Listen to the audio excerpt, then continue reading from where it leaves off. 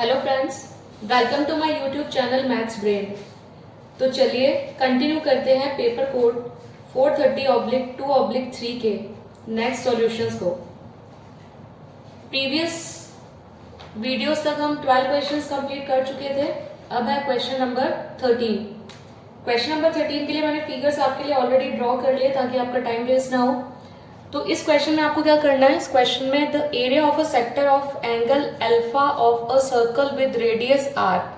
Generally हम angle को theta से डिनोट करते हैं और रेडियस के जगह स्मॉल आर, बट यदि आपको ये अल्फा गिवन है और आर गिवन है तो अपने फॉर्मूला में हम इन्हीं को पुट करके फाइनल आंसर फाइंड आउट कर लेंगे। अब आप देखिए, ये आपको सर्कल दिखाई दे रहा है जो कि एक 2D ऑब्जेक्ट है। ये सर्कल जो 2D ऑब्जेक्ट जितना स्पेस ऑक्यूपाई कर रहा है ये कहलाता है इसका एरिया, और एरिया का फॉर्मूला क्या होता है, पाई आर स्क्वायर। और आप जानते हैं कि सर्कल का ये जो सेंटर होता है, इस सेंटर के ऑल अराउंड जो होता है वो 360 डिग्री एंगल की फॉर्मेशन रहती है।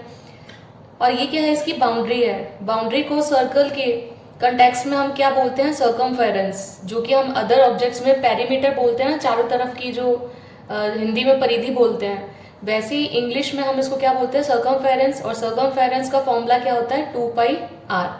अभी हमें इससे कोई लेना देना नहीं है, बट हमें क्या करना है, एरिया पर कॉन्सेंट्रेट करना है। बट इन दोनों को डिफ्रेंशिएट करने के लिए आपको अच्छे से समझ में आ जाए, इसलिए मैंने आपको सर्कमफेरेंस के बारे में भी साथ में बता दिया। अब आप देखिए सेक्टर क्या होता है। सेक्टर क्या होता है, एक्चुअली जो सेंटर से सर्कमफेरेंस को टच करता है वो रहती है रेडियस। तो यदि ये इसका सेंटर है और मैं इस तरह से इसकी रेडियस बना दूं, ये इसकी फर्स्ट रेडियस हो गई। और इस तरह से यदि मैं यहां से एक और रेडियस ड्रॉ कर दूं तो ये क्या हो गई, इसकी सेकंड रेडियस। अब और ये क्या चीज है, आर्क। ये क्या है, आर्क। ये क्या है, रेडियस। और ये भी क्या है, रेडियस। ये भी क्या है, रेडियस। अब दो रेडियस और एक आर्क मिलकर जितना पोर्शन कवर करते हैं वो क्या कहलाता है, सेक्टर। क्या कहलाता है, सेक्टर। अब इसने क्या, यहां से जितना एंगल फॉर्म कर रहा है उसने उसको किससे रिप्रेजेंट कर रखा है, यहाँ पर अल्फा से। तो मैंने यहाँ क्या मार्क कर दिया, अल्फा। क्या मार्क कर दिया, अल्फा। अब यहाँ पर आप एरिया का पूरा टोटल पोर्शन तो ले नहीं रहे हैं, है ना, इसमें से कुछ एंगल ले रहे हैं। ये एंगल पूरा, ये 360 डिग्री में से इसका कुछ एक पार्ट है। तो जो हमने एरिया ऑफ सर्कल लिया था पाई आर स्क्वायर, यदि फुल एरिया रहता तो 360 डिग्री के अराउंड मूव करता। बट अभी हम क्या कर रहे हैं, इसका एक सेक्टर का एरिया फाइंड कर रहे हैं। तो एरिया ऑफ सेक्टर क्या बनेगा, एरिया ऑफ सेक्टर। सपोज कीजिए कि मैंने सेक्टर नहीं लिखा, मैंने एरिया ऑफ सर्कल लिखा। एरिया ऑफ सर्कल लिखती तो मैं पाई आर स्क्वायर लिखती। यहाँ आर मैं कैपिटल यूज क्यों कर रही हूँ, क्योंकि हमारे क्वेश्चन की डिमांड है ना। अब जनरली क्या होता है, सेक्टर का फॉर्मूला में हम थीटा अपॉन 360 डिग्री लिखते हैं, बट यहाँ पर थीटा की जगह आपको क्या गिवन है, अल्फा। तो अल्फा अपॉन 360 डिग्री, यानी हमें सेक्टर का एरिया फाइंड करना है जो कि सर्कल के एरिया का कुछ पार्ट है। और कुछ पार्ट कितना पार्ट है, 60 डिग्री एंगल में जितना एरिया कवर हो रहा है वो, और ये 60 डिग्री आउट ऑफ कहाँ से है, 360 से। तो pi r square alpha upon 360 degree. हालांकि क्वेश्चंस को बहुत टिपिकल नहीं है, बट इसका लॉजिक अंडरस्टैंड कराना जरूरी था, इसीलिए मैंने आपके लिए यहाँ पर 3 फिगर्स को ड्रॉ किया। अब आप देखिए क्वेश्चन नंबर 14। अब 14 नंबर क्वेश्चन को भी मैं सिंगल एक डायग्राम से एक्सप्लेन कर सकती थी, बट फिर भी आपको कंफ्यूजन रहता कि मैम यहाँ भी तो क्वाड्रिलेटरल बन रहा है, यहाँ आपने एंगल सम प्रॉपर्टी में 360 डिग्री क्यों नहीं लिया, और यहाँ आपने क्यों लिया, वगैरह वगैरह, आपके बहुत से डाउट होते हैं। तो चलिए मैं आपको एक्सप्लेन कर देती हूँ फिगर बाय फिगर, और उसके बाद हम फाइनल सॉल्यूशन तक मूव करेंगे। क्वेश्चन है from a point P to tangents P Q. अब टेंजेंट्स आपको पता है, टेंजेंट एक्चुअली क्या होती है कि जैसे एक सर्कल है, सर्कल के बाहर मैंने कोई एक पॉइंट ले लिया और उस पॉइंट को मैंने क्या किया, उस पॉइंट से मैंने एक लाइन को इस तरह से ड्रॉ किया कि वो सर्कल को टच करते हुए निकले। तो जहां इसकी टेंजेंसी है तो इस पॉइंट पर ये क्या कहलाती है, टेंजेंट कहलाती है ना। क्या कहलाती है, टेंजेंट। अब मैंने आपके लिए यहाँ पर एक थ्योरम भी लिखी है, the tangent makes a right angle with the radius of a circle eight the point of tangency. ये इसका पॉइंट ऑफ टेंजेंसी है ना। ये क्या है, point of tangency. Point of tangency पर ये जो रेडियस है, ये रेडियस क्या करती है, यहाँ पर इसके साथ में क्या करती है, 90 डिग्री का एंगल बनाती है, यानी रेडियस एंड टेंजेंट, और पॉइंट ऑफ टेंजेंसी पर इन दोनों के बीच का जो एंगल रहता है वो 90 डिग्री रहता है। अब इस क्वेश्चन में क्या लिखा हुआ है, from a point P to tangents PQ and PR are drawn to a circle with centre at O। Centre O ये रहा आपके पास में। T is a point on the major arc. अब major arc and minor arc भी आपके दिमाग में कंफ्यूजन क्रिएट कर सकते हैं, इसीलिए मैंने क्या किया, ये एक अलग से ये फिगर बनाकर रखा हुआ है। यदि ये सर्कल बिल्कुल सेंटर से यहाँ से ये एक जैसे डायमीटर बोलते हैं जिसको, आप यहाँ से इसको क्रॉस आउट करके बाहर की तरफ निकलता तो इसको 2 इक्वल पार्ट्स में डिवाइड करता, तो हम इसको क्या बोलते हैं, सेमी सर्कल।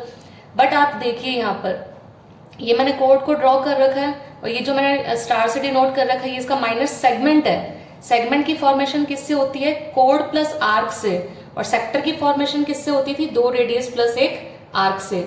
अब इसमें आर्क इंक्लूडेड है और क्या है, कोड इंक्लूडेड है, जिससे कि सेगमेंट का क्या हो रहा है, फॉर्मेशन हो रहा है। ये अब पूरे सर्कल के अंदर एक छोटा वाला जो पार्ट है यहां से लेकर यहां तक, ये तो है माइनर आर्क, और ये क्या है, इसका मेजर आर्क। इसने क्या बोला कि मेजर आर्क के ऊपर एक पॉइंट T है ना, और आपको फाइंड क्या करना है, QTR फाइंड करना है। क्या फाइंड करना है, QTR।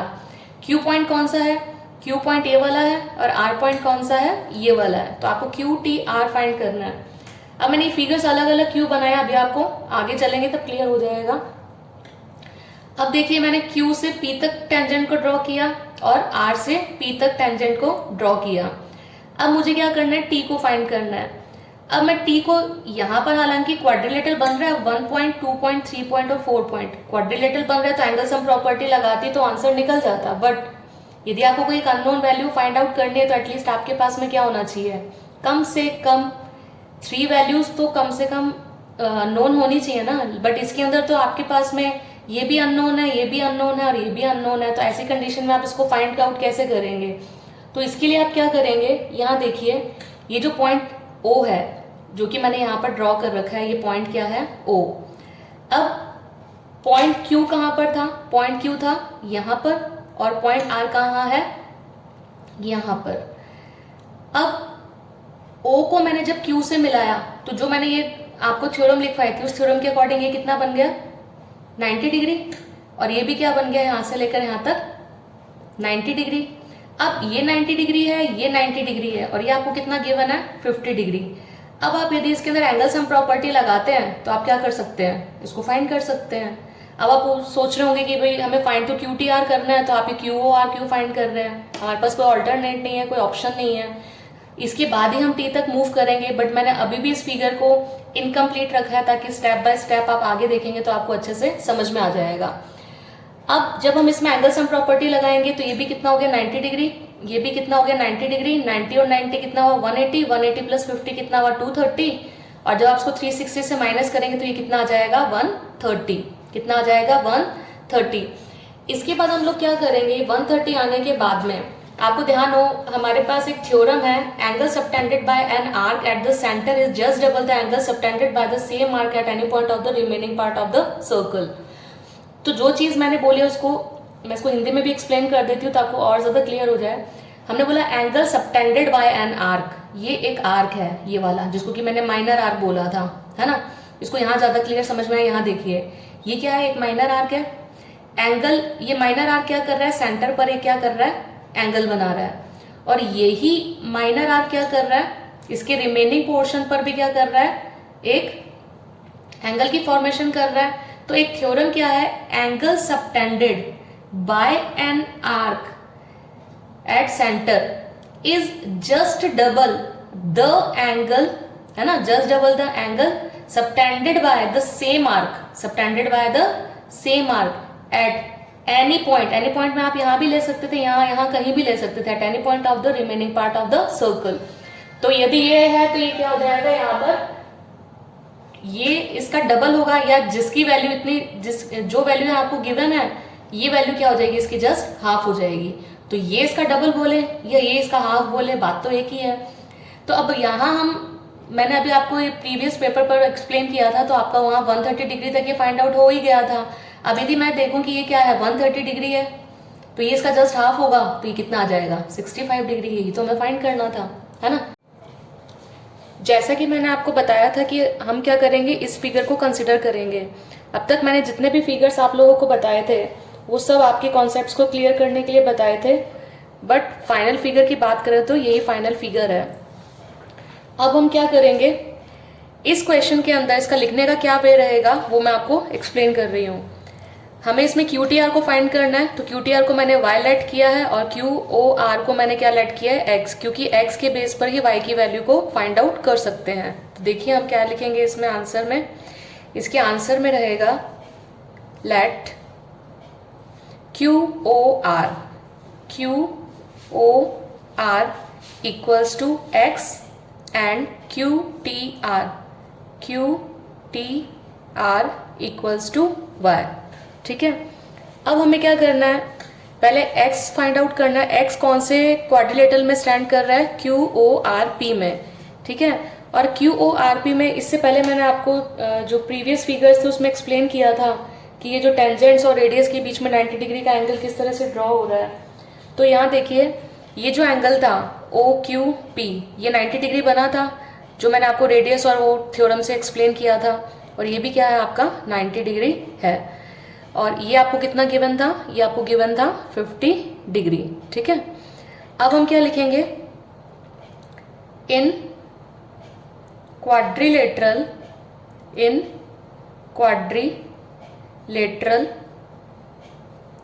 QORP।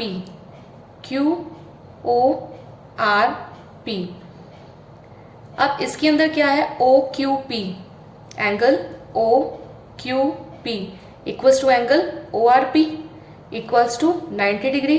और रीजन क्या था इसके अंदर, because the tangent makes a right angle, tangent makes a right angle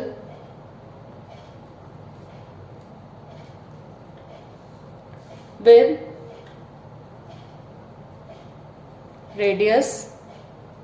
radius किसकी, ऑब्वियस सर्कल की होगी, है ना।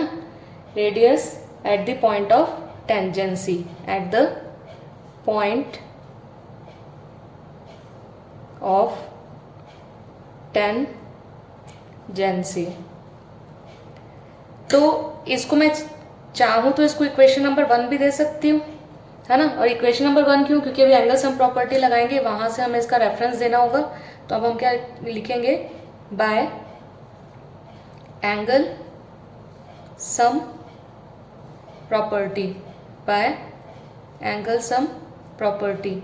एंगल सम प्रॉपर्टी से क्या होगा, यहां से स्टार्ट करते हैं, ROQ plus OQP plus QPR plus PRO equals to कितना 360 डिग्री। ROQ को आपने क्या लेट किया, x।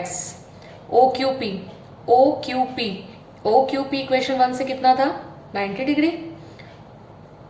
उसके बाद में है QPR आपको कितना गिवन है 50 डिग्री। PRO कितना है 90 डिग्री। PRO बोलो चाहे ORP बोलो एक ही बात है, 90 डिग्री। तो यहाँ मैंने क्या कर दिया 90 डिग्री पुट कर दिया इक्वल्स टू 360 डिग्री। 90 180 प्लस 50 कितना हो गया 230 डिग्री। अब आप क्या लिखेंगे x plus 230 degree equals to 360 degree. तो x की वैल्यू कितनी हो गई 360 डिग्री माइनस 230 डिग्री।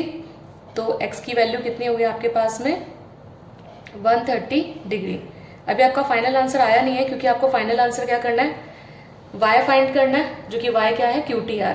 अब आप क्या थ्योरम का यूज करेंगे, कौन से theorem, we know angle subtended by an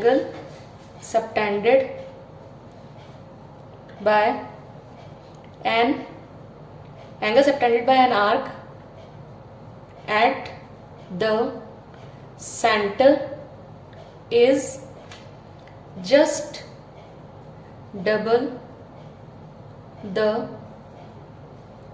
angle subtended by the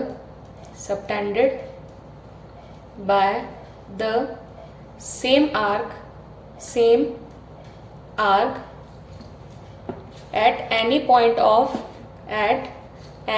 of remaining part of the circle, at any point of remaining part of circle. It means जो आपका angle x है वो क्या है, y का डबल है. That means x is just double of y. Now put the value of 130 degree, that is the value of x. Put here. तो ये है आपकी इक्वेशन नंबर 2. तो यहाँ पे मैंने क्या पुट कर दिया, 130 डिग्री 2y. यहाँ पर आप रेफरेंस देना चाहें तो लिख सकते हैं x equals to 130 degree from equation 2 से, है ना.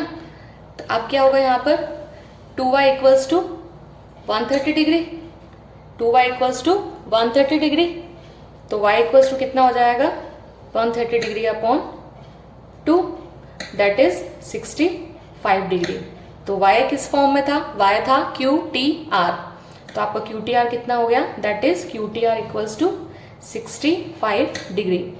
आई होप आपको ये सॉल्यूशन अच्छे से समझ में आ गया होगा. फिर भी आपको लगता है कि आपको कोई डाउट है तो आप कमेंट सेक्शन में कमेंट कर सकते हैं. ये क्वेश्चन इतना लेंथी है नहीं जितना आपको देखने में लग रहा है.